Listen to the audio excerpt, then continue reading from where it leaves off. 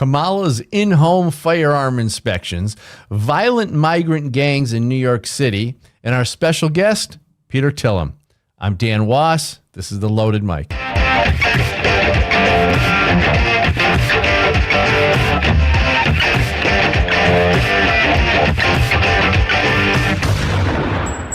14-year-old Colt Gray killed 4 people in a rampage at the Appalachian High School just outside of Atlanta, Georgia. Now, Colin Gray, the 54-year-old father of Colt, is charged with 4 counts of involuntary manslaughter, 2 counts of second-degree murder, and 8 counts of cruelty to children for buying the firearm that was allegedly used in the school killing. There's been severe failure or purposeful avoidance to discuss the true causes of this crime and an unhealthy, obsessive focus on the gun. In this case, dishonest media outlets have people enraged at the father for purchasing the gun, but avoid discussing the fact that the father didn't participate in the act of violence. The media also refuses to address the mental instability of the child, a problem that we see much more frequently in recent times. They don't seem to care about the mental deterioration of our children, but really want American gun owners disarmed. It's become obvious that the political left and its media sources are covering this story in such a way that would set the table to push for more gun legislation. Such legislation might include mandatory national in-home lockup of firearms with inspections, or other laws that would make firearm possession impossible for parents of children under a certain age. Now, don't forget, Kamala Harris said she'll send government into your home to check your firearms. Responsible behaviors among everybody in the community, and just because you legally possess a gun in the sanctity of your locked home doesn't mean that we're not going to walk into that home and check to see if you're being responsible and safe in the way you conduct your affairs. Have you heard from... What better way to garner support for such communist activity than a few more of these cases ending in conviction of the parents?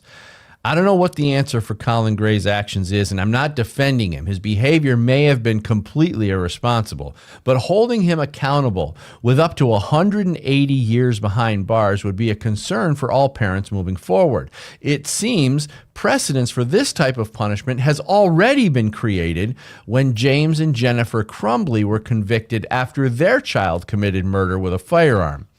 Could this be a tactic for the political left to scare parents out of gun ownership or pave the way for normalizing the violation of our Fourth Amendment rights?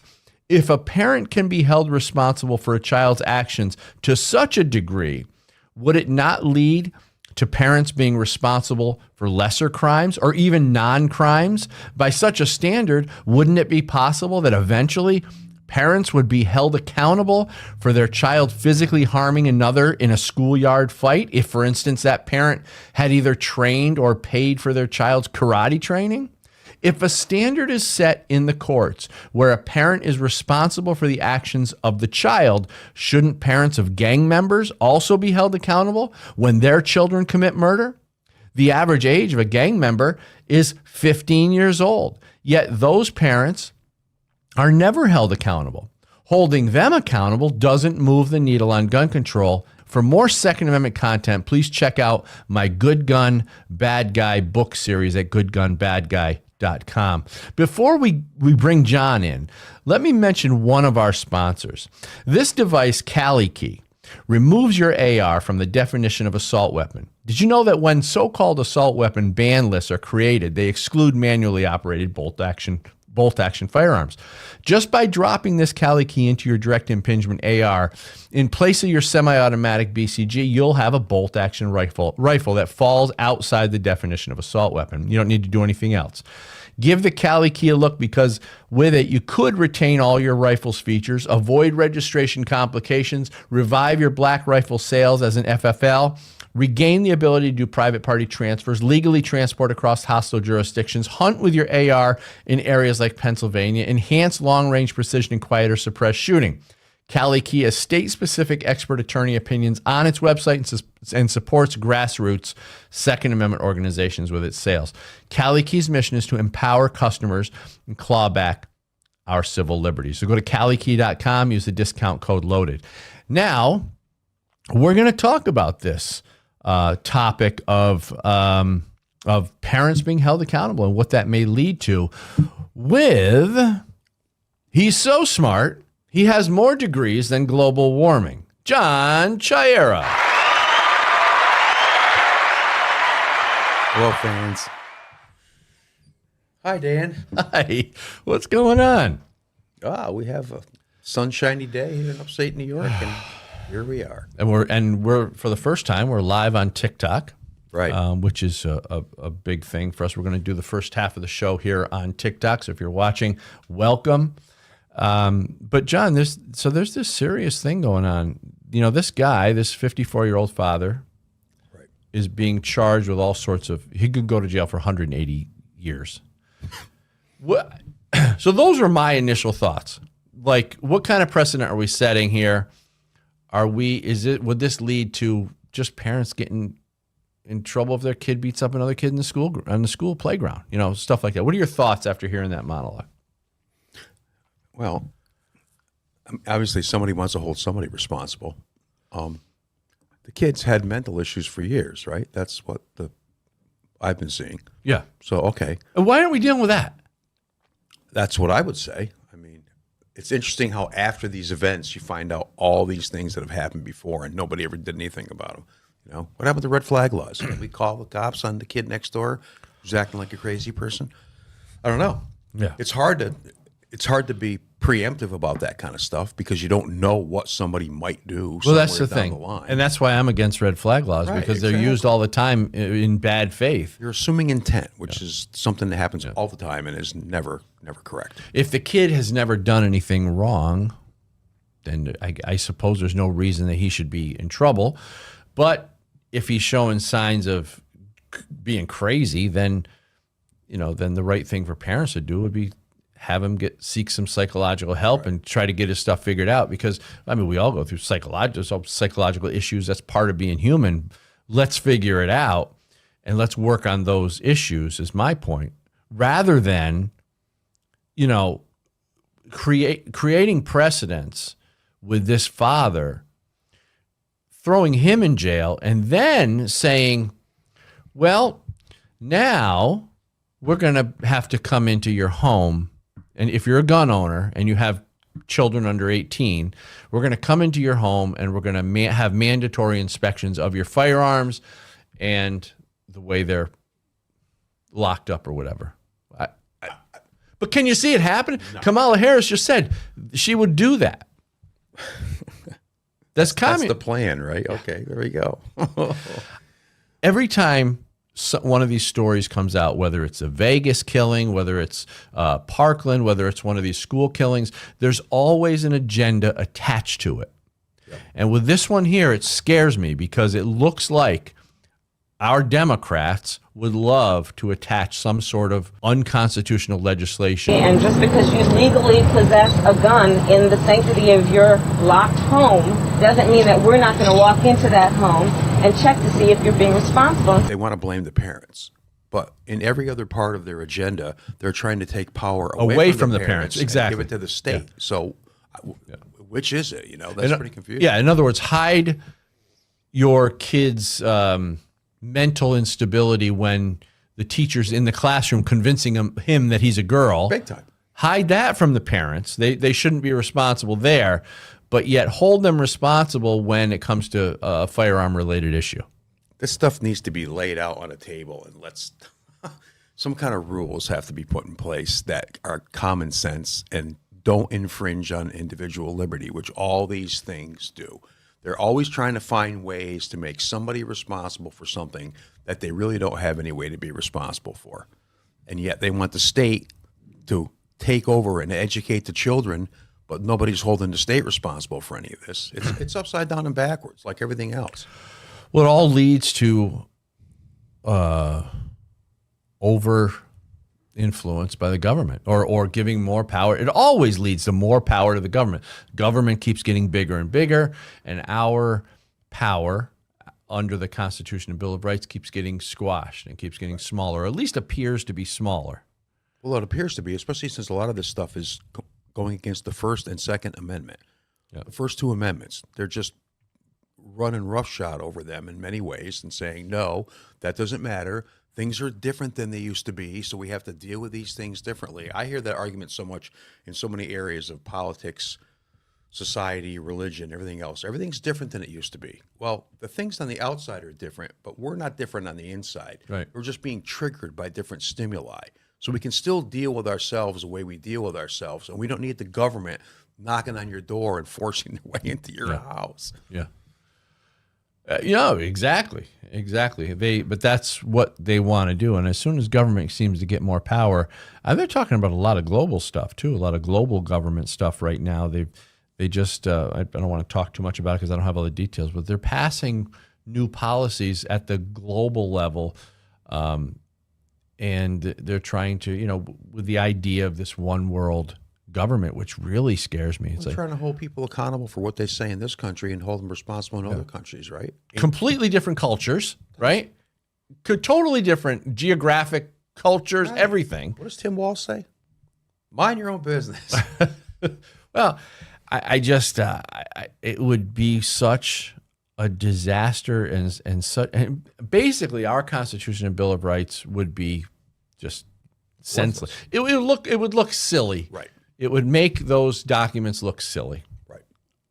With a one world type overseeing government entity, of course, who aren't elected, because I don't remember voting for any of these people Aren't involved. elected and don't have our best interests at heart, obviously. Yeah. Nobody cares about us. We're the bad guys. We're the evil. Yeah, and it's just we need some common sense back in government, especially at the presidential level, and because that idea, these Democrat ideas, these liberal ideas, really affect us at the local level, especially when you get down to the state governors and the big city mayors. We see that here. Well, State. let me talk about that while we're on the topic. New York City sanctuary status allows bloodthirsty migrant gangs into the Big Apple's shelters. So this is an article by New York Post. The Big Apple's migrant-friendly sanctuary city status has allowed the vicious Venezuelan gang Tren de Aragua to flourish in local migrant shelters, hamstringing cops and keeping immigration agents in the dark, law enforcement sources tell the Post. So the gang has infiltrated the shelter system in New York City to build a criminal enterprise that peddles drugs, guns, and women in the 5 boroughs. The 5 boroughs are Manhattan, Brooklyn, Queens, Staten Island, and the Bronx. The restrictive policy largely bars New York Police Department from policing the facilities and prohibits the city from tipping off federal immigration. Can you believe this insanity? Federal immigration agents about dangerous illegal immigrants, the sources says. There's a quote here. It says, "It was an unintended consequence of this administration's policies," a source with U.S. Immigration and Customs Enforcement, ICE, in New York told the Post. However, the New York City Council and the mayor's office exacerbated the issue with policies that ignore federal law. How could this possibly help anybody? It's the same kind of stuff that we've watched Kathy Hochul do too, right? Just ignore stuff at the federal level and do whatever you want to do. Screw the citizens, doesn't matter. It's bizarre, right? It seems bizarre. And I always try to find the common sense thread to it all, right? Like, why do they do it? Like, what's the motivation? Because it seems stupid. It seems insane that these governors and mayors would do this stuff. So there must be an incentive for them. What do you think? That's a good question. What could it be? Soros? It's got to be money. It's got to be money, right? Well, look at promises of power or whatever.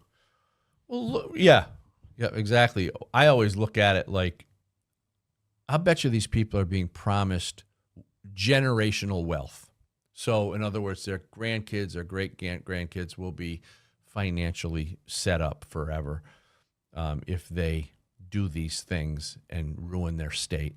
So they get in there, they get the opportunity to do good things, to be the mayor, be the governor, and they're corrupted right from the start for their own personal gain. It's just so heinous. And the thing that frustrates the hell out of me is that there are people who continue to vote for them.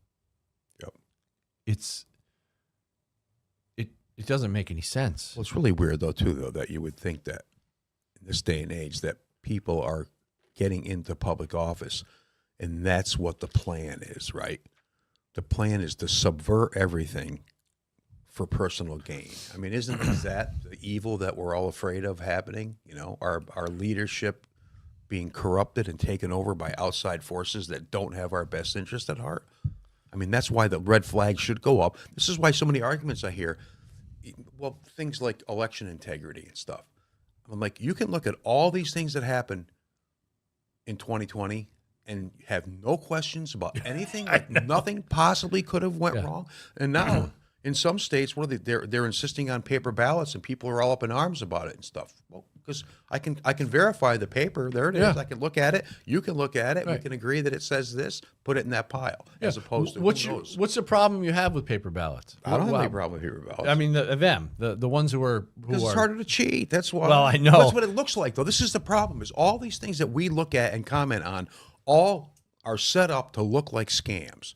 So is that just ineptitude or incompetence or what? But No, why it can't. would they It set can't up be. things to look These like people scams? are not that stupid. I mean, as much That's as what we'd I like to think. think they are, they're not. They're obviously not. They're doing this stuff and they're benefiting from it. The election interference and all that stuff that happened in 2020. They get away with it too because they have so many minions that are just brainwashed, I guess, to the point where they'll accept anything. And if the media would do its damn job, Right. and talk about this stuff, Terrible. just that's your freaking job, media. Do your job. Talk about what's really happening instead of this covering up for the Democrats. You're killing our country. They're killing our country. I agree. And the stupid people who keep voting for these Democrats are getting more and more brainwashed into believing that the Democrats are good and they're doing good things and that the media is being honest. It's getting so bad right now that you got people who actually believe that Trump is a convicted felon and a rapist and all this stuff. They truly believe it. It's not that they're Absolutely. It's not that they're pretending anymore. They've heard it so many times. I forget what the psychological process is, but it's a Marxist process where if you keep repeating the same lie over and over and over, it will become a truth and reality to that person. They know what they're doing. They have to. And they're getting away with it right in front. And it's not even covered up anymore, right? I mean, some of the stuff you watch, you watch some interviews on TV. What was it Anderson Cooper the other night talking to somebody, and he's just like leading them down the path to like, yeah, this is good. No, wait a minute. You're a journalist. You're supposed to ask questions about this stuff. You're not supposed to present an agenda based on conclusions that are based on assuming intent. There's so many layers of crap that's piled up in all these attitudes that are accepted as, like you said, they're givens at this point, right? Oh, Trump is Hitler. Trump is evil. It's a given to half the country. And it's like, what are you talking about? Like, what did he do? Especially with him, he was president for 4 years. So it's not like he's an unknown quantity. We can check what he did. He didn't do any of the things that they're afraid about for 4 years. Now, all of a sudden, he's going to do all these horrible things. Yeah, exactly. It's illogical. Exactly. I want to get to one of our sponsors real quick. LifeWave is a non-transdermal patch that allows your body to produce its own natural pharmacy through light energy. Now, the X30 patch tells your body to emit heat in the form of light, which reflects back into your body, elevating a certain copper peptide, GHK-Cu. This peptide activates your stem cells, which are the only type that can move throughout your body to heal inflammation. LifeWave offers an affordable membership and has a history of wellness that spans 20 years. It's been around since 2004 to help organizations like SEAL Team 6 and the Olympic swim team stay awake and alert. Now, today, these non-addictive patches are used by thousands of athletes and military professionals. LifeWave is available in over 80 countries, giving millions the opportunity of maximum wellness. For more information, testimonials, patents, and studies, go to justpatch.biz. All right. So it's just like, I don't know. I'm not sure what at this point we can do with respect to the brainwashing, because once the media, like you said, well, the thing you said that was interesting, that really became, it's apparent now, is that the media doesn't hide it anymore. Nobody's hiding it. It's all out in the open. And I think once they reached a certain pendulum, they realize that they don't have to hide it anymore. They've got the leverage behind them. They've got the media leverage. They've got the voters. They've got the whole package. They've got Hollywood. They've got movies and TV, television commercials. They got the marketing companies who produce the commercials. They've got the whole system. Schools. Taylor Swift. You got Taylor Oprah. Swift. The schools, the colleges. They've got the whole system behind them now. Now they don't have to hide their deviant policies. They can now bring them out in the open and present them as normal. Yeah. That's scary. I think part of that problem is that for generations, Republicans have just been lax at calling these things out and saying, hold on, you know, we got to examine this and figure out if this is good for us going forward or not, because obviously that wasn't done. So now they're at the point where everybody believes everything. Like you say, it's reached a tipping point where they don't even care anymore. You know, I mean, Kamala Harris in the debate. Oh, the Fine People hoax. What? Yeah.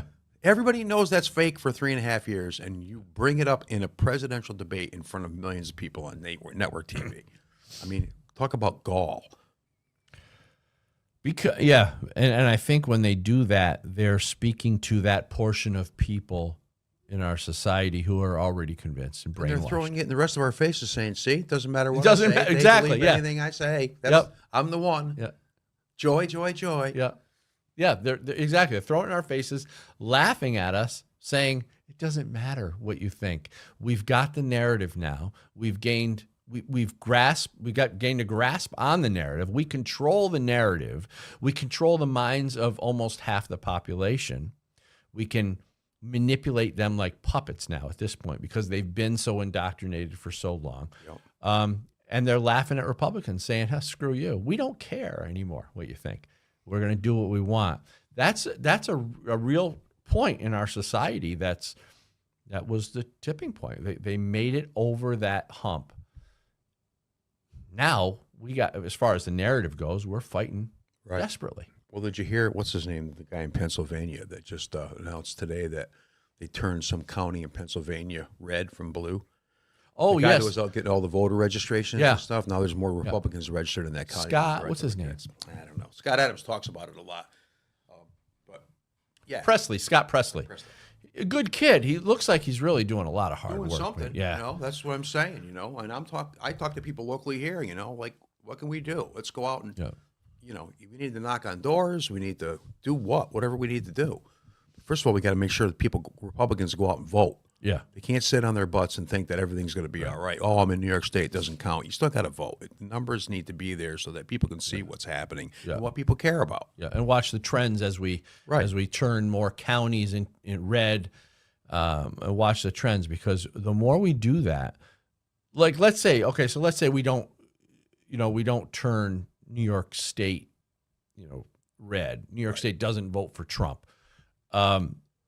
But if we start to see the numbers go up with Trump voters or Republican voters the numbers going up in New York State, well, that's going to put more leverage on the Democrats who run the state, and it's going to start to encourage bringing in more Republicans in the legislature. And hopefully, yeah, I would think. So those things matter. So even if you're in New York State or California or Illinois or whatever your blue state is, you got to vote. Well, the local races count. The state races all count. Yeah. Your Congress and senators, those races all count. So you can't not participate and then complain about stuff. Right. Right. Well, TikTok, we're going to leave you. But we'll be back on our other networks with Peter TILEM, our special guest.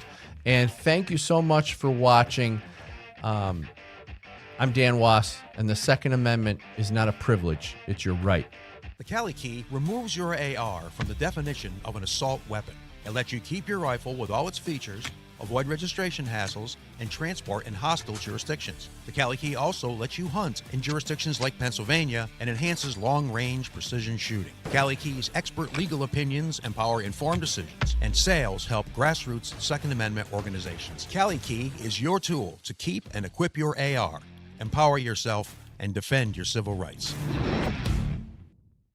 Our founding fathers saw them coming over 200 years away. That's why they wrote the Second Amendment. Join us in the fight to preserve your gun rights and stop unconstitutional gun control. Gun Owners of America is the country's only no-compromise gun rights organization. Not only do we inform and educate, but we bring the fight to court and win. Your God-given right to keep and bear arms is our top priority. Become a member today and help us take back America. Join us at gunowners.org.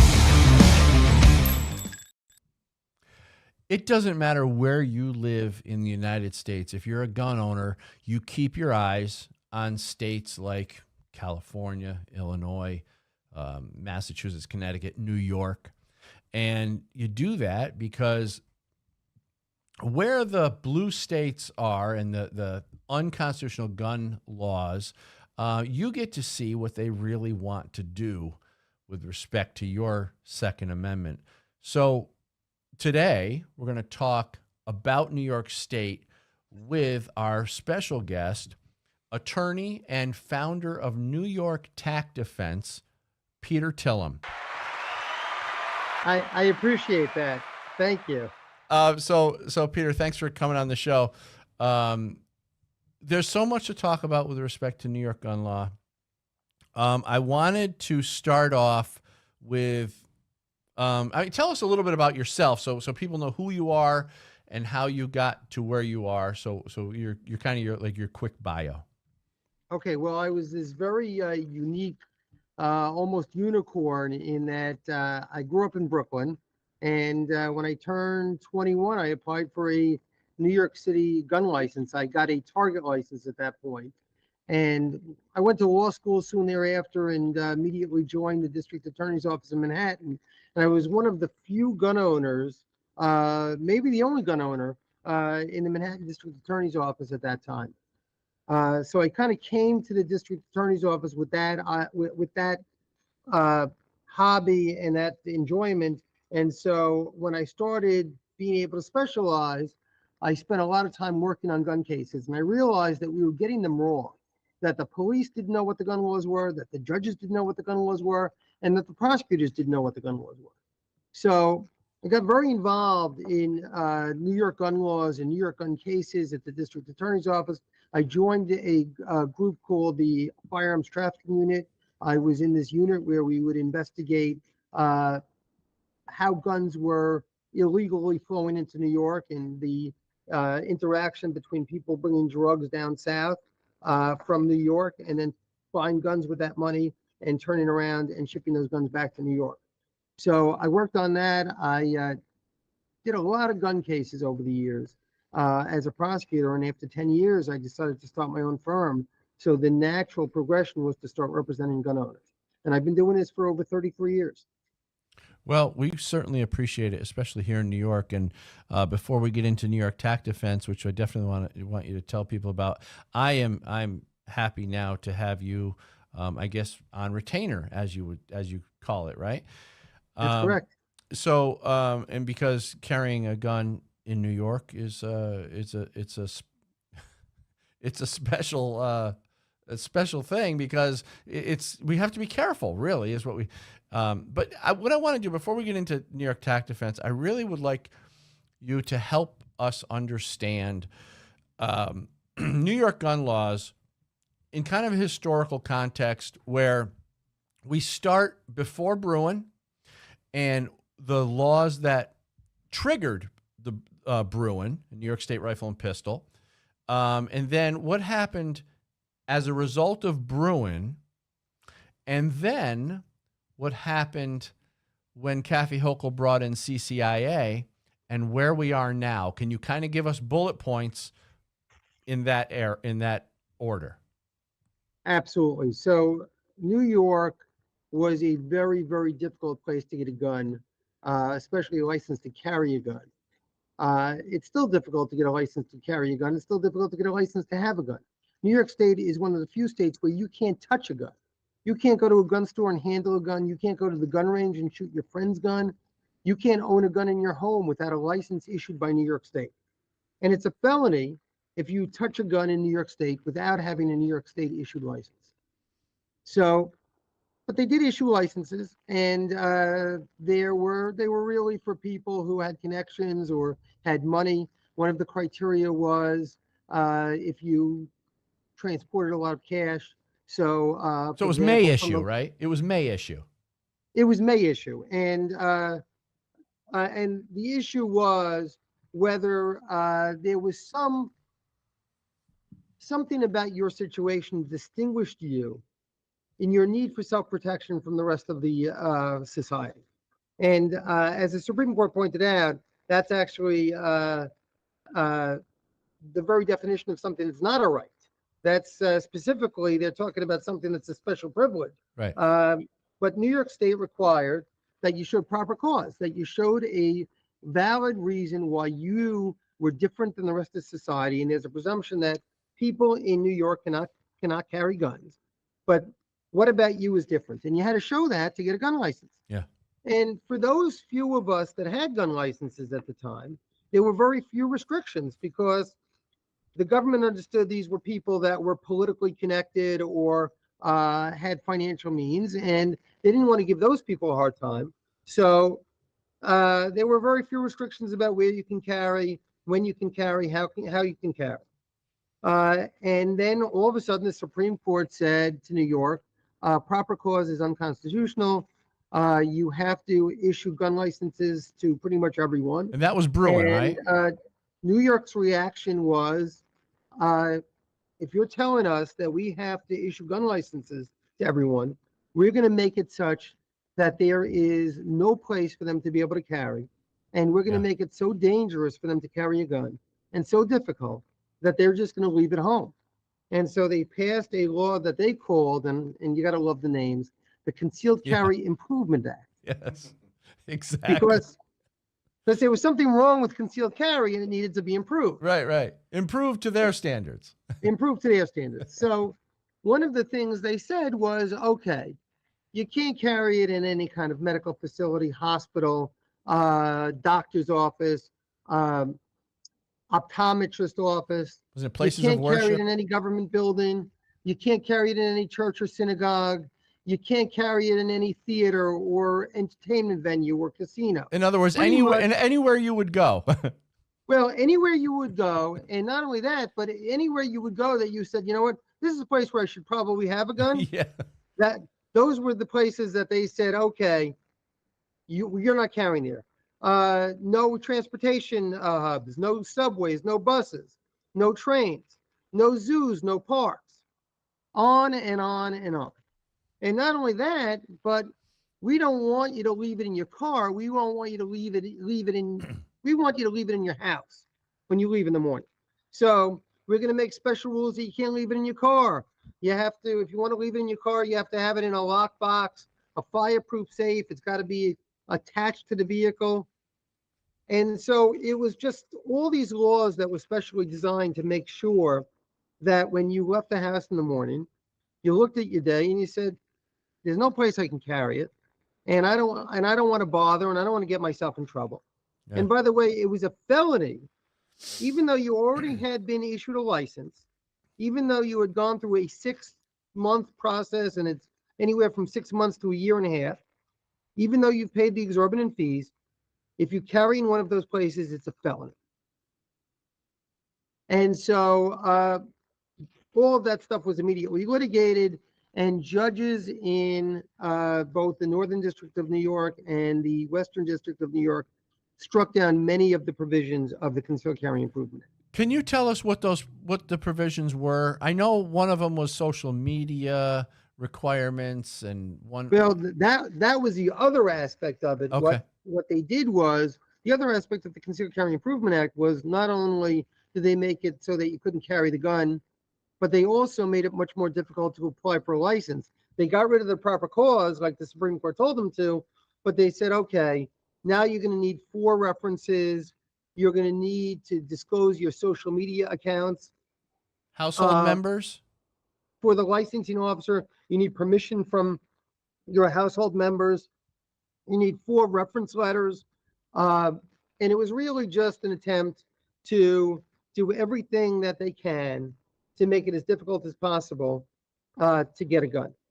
And in addition to all that, they made you take an 18-hour class. Now, they didn't come up with a curriculum for the 18-hour class. They came up with a number.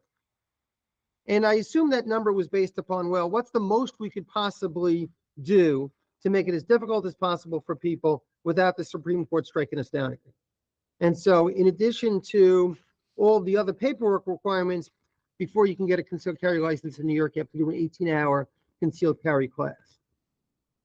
Now, what happened was after these judges struck down many of the provisions of the Concealed Carry Improvement Act, the government, the state, Governor Hochul appealed to the Second Circuit, the appellate court. And what the appellate court did was they issued a stay of these judges' decisions and didn't allow most of them didn't allow the injunctions imposed by these judges to take effect, meaning that the law could still be enforced. Another major provision, which is now out, but a major provision of the Concealed Carry Improvement Act, was you could not carry on private property. You couldn't carry in a store, a bank, any place that was private property unless there was a sign that indicated that people could carry at that location. Yeah. So can I interrupt you there for a second, Peter? Sure.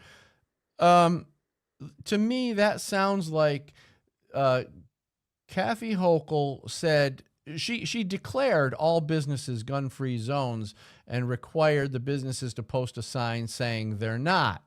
And how many businesses are actually going to post that sign? It used to be the other way around, right? It used to be all private businesses, if they didn't want guns on their premises, they would have to post a sign. She reversed it to basically, essentially, say all private businesses are gun-free zones, correct?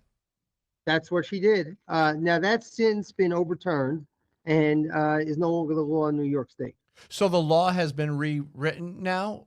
Because this is Not what... that it's been rewritten. The law is still on the books, but both the federal district judges and the Court of Appeals have agreed that that is likely unconstitutional and cannot be enforced pending litigation on whether the law is constitutional or not. So here's my question, and I'm going to make notes here. What portions of the Concealed Carry Improvement Act are non-enforceable now? Well, in other words, which ones do we have to ignore?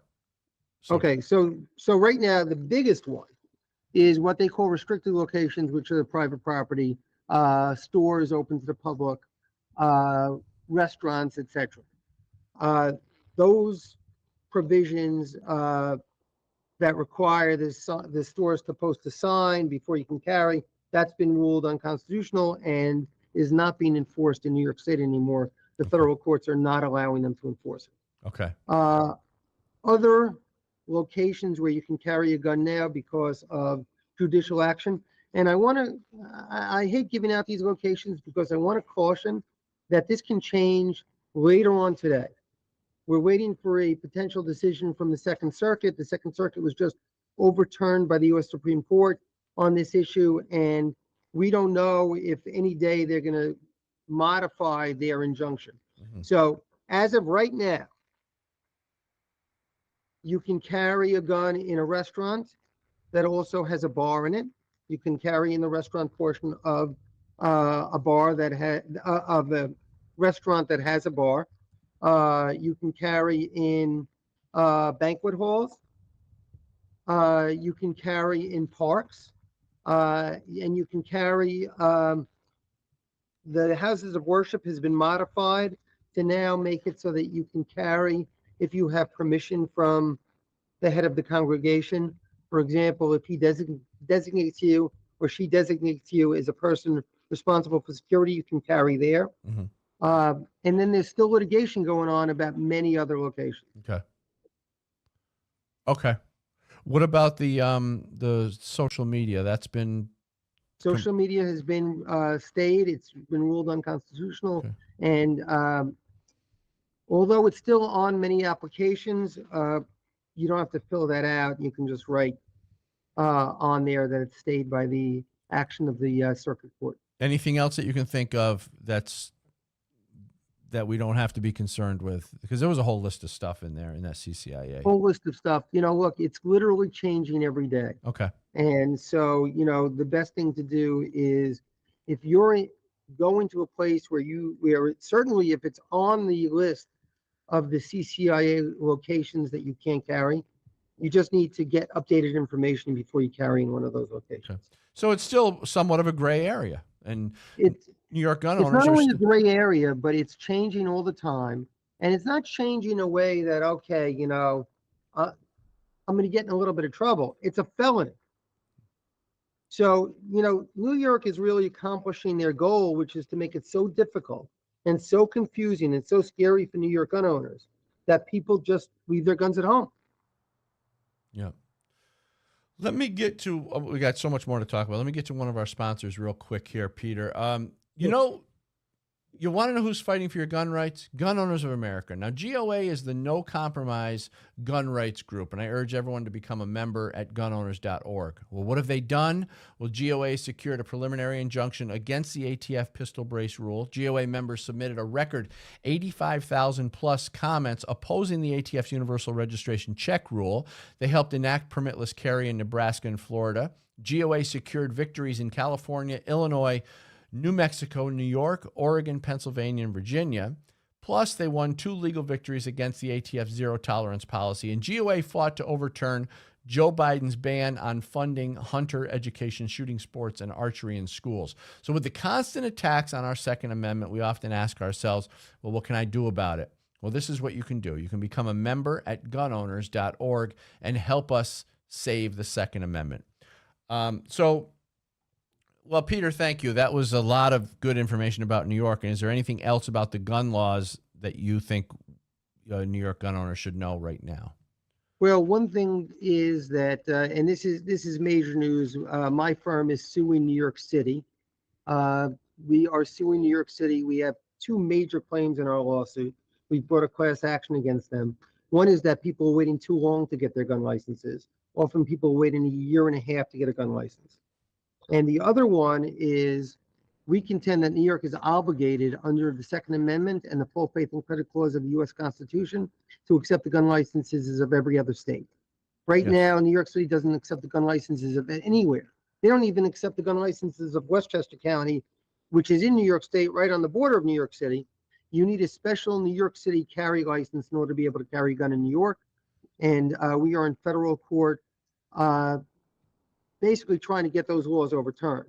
Now, we have won a major victory, which is now for the first time in history, New York City is now accepting gun licenses from people who don't live in New York City and who don't live in New York State and have no other ties to the state. So if you're a tourist and you want to travel to New York City, you can now apply for the first time for a New York City concealed carry license. Now, Peter, you mentioned Westchester County in New York State, and correct me if I'm wrong, but I just got this alert yesterday that the County of Westchester Board of Legislators has scheduled a public hearing and vote on the proposed increase in pistol license fees on September 30th, 2024. They're talking about raising the application for or renewal of a pistol license or semi-auto rifle from $10 to $175. They also want to talk about to amend the restriction of a license from $3 to $125 and all other amendments from $3 to $25. Is this accurate? Is this what they're trying to do, or are you not familiar with this? No, I'm familiar with it. And yes, they're trying to do it. And now, some of these things, people may not understand what we're talking about, because if you don't live in New York State, you're going to say, what does it mean to remove restrictions on a license? Well, up until Bruin, everyone's gun license came with restrictions, right? You weren't just allowed to carry any place. Maybe you can carry in conjunction with your business, or maybe you can carry only as a sportsman while you're hunting. And now the Supreme Court said they have to remove these restrictions. Yeah.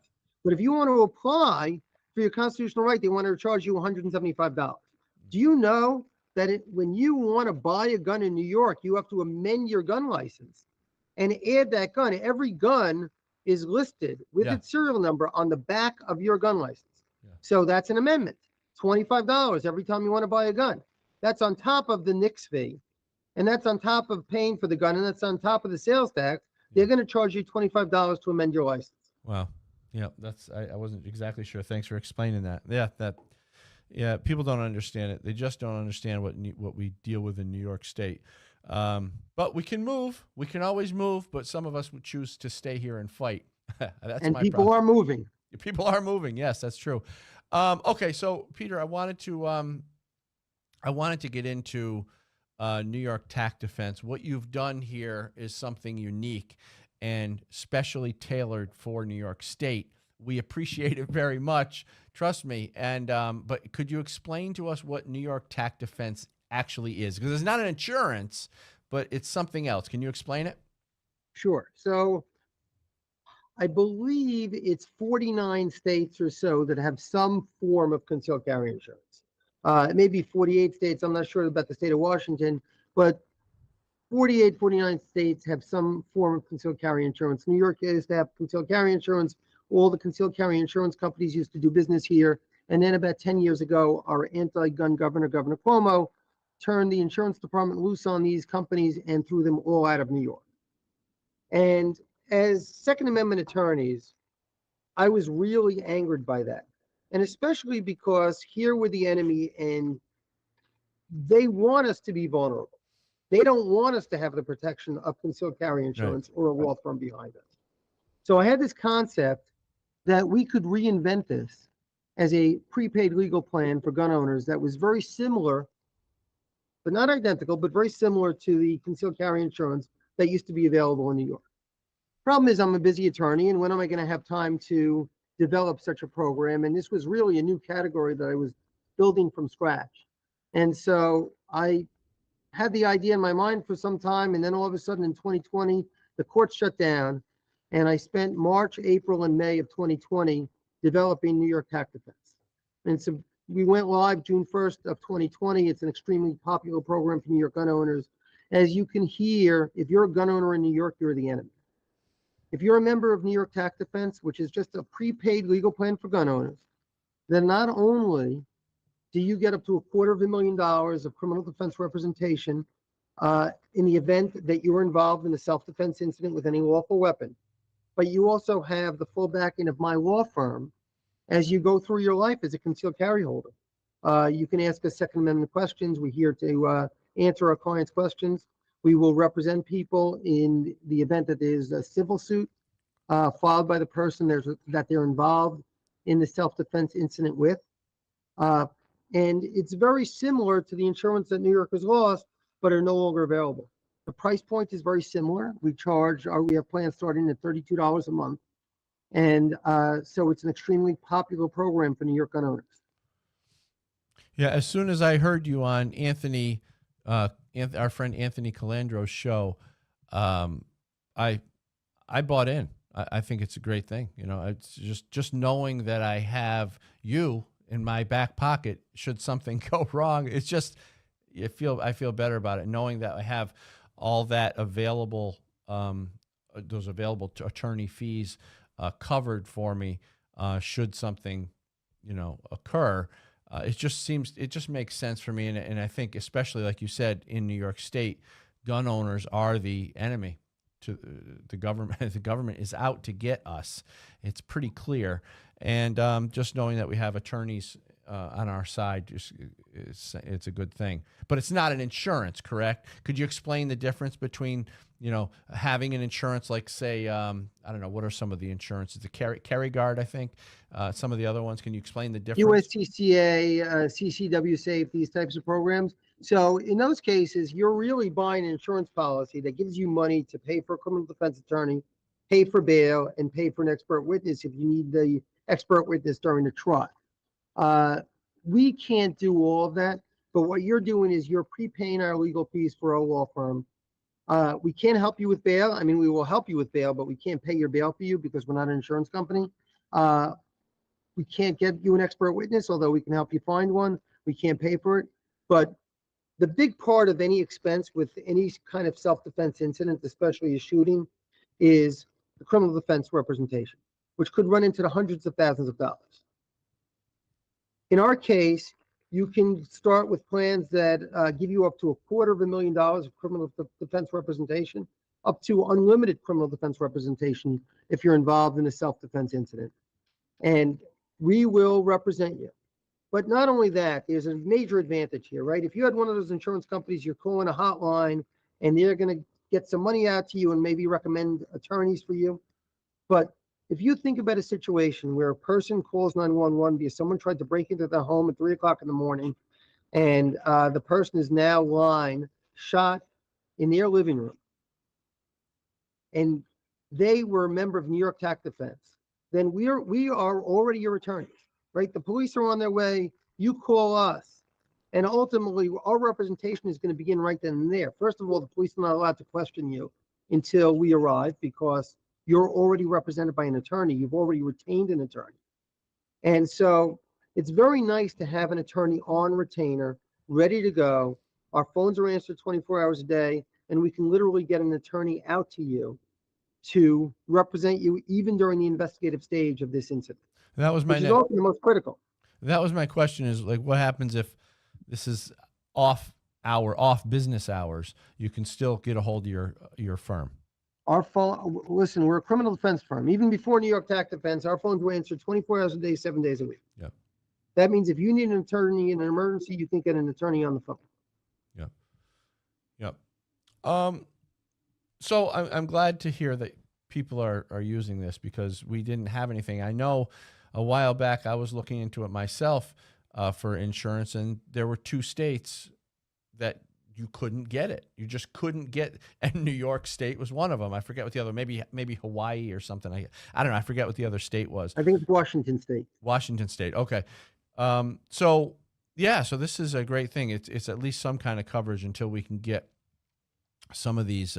Well, what can we do? I mean, what can happen to get this turned around where we can actually get, not that we wouldn't want to use your firm, because I think what you're doing is fantastic, but what is it that caused that we can't get insurance in New York? Right. So, I say this on every show. Vote. The bottom line of it is that until we start winning elections, and when I say we, I mean gun owners, until New York gun owners start winning elections, what we're going to be condemned to do is lose our rights and then have to fight for years to win those rights back in the court. Yeah. So if you're tired of that cycle, and I'm way tired of that cycle, then what we need to do is organize and vote. And this election cycle coming up, and here we are 6 weeks away, is a very, very important election cycle. Yeah. We need to make sure we are registered to vote and we get out to vote, and we get everyone we know out to vote. Yeah. Well, it took the Bruin case 5 years, I think, to run its way through the court system. That started in 2015, if I remember correctly. It takes a long time to get your rights back once they take them. Peter TILEM, thank you very much. Please tell us where we can find you. And if you're a New York gun owner, I urge you to get on this plan with Peter. Peter, tell us where they can find you and where they can get on New York Tax Defense. Okay, so first of all, it is TILEM & Associates is the name of the law firm. It's www.tilemlawfirm.com. That's TILEM. But our New York Tax Defense site is www.newyorktacdefense.com. It's nytacdefense.com. And my phone number is there, my email address there. And if you have any questions, feel free to reach out to me. Thanks so much, Peter. It's been great having you on the show, and I really appreciate all the information. Thanks so much for being here. Thank you. Great to be here. I really appreciate everything you do for the Second Amendment. Thank you. And thank you for watching the show on all our networks. And if you want to catch the podcast, we're on just about every podcast platform out there. My name is Dan Was, And remember, the Second Amendment is not a privilege, it's your right.